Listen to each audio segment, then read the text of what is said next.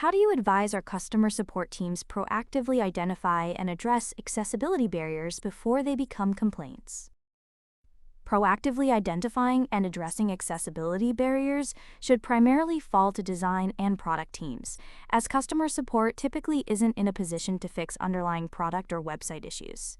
However, support teams can still play a critical role in flagging potential problems and escalating them appropriately.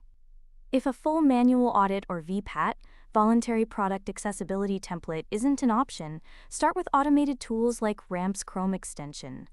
This can help detect common accessibility issues, particularly for applications behind logins or in development. While automated scans won't catch everything, they can address low-hanging issues and significantly improve baseline accessibility. Maintaining full compliance with auto scanners can already put your product ahead of many others. Beyond scanning, encourage collaboration within your organization to secure buy-in for deeper accessibility assessments.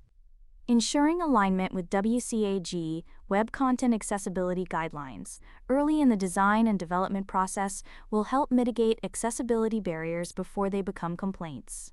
The fewer barriers that exist in the first place, the less likely users will need to reach out with issues, ultimately creating a more inclusive experience for all. Accessible Web. Web accessibility made simple. Explore our tools, services, and education offerings.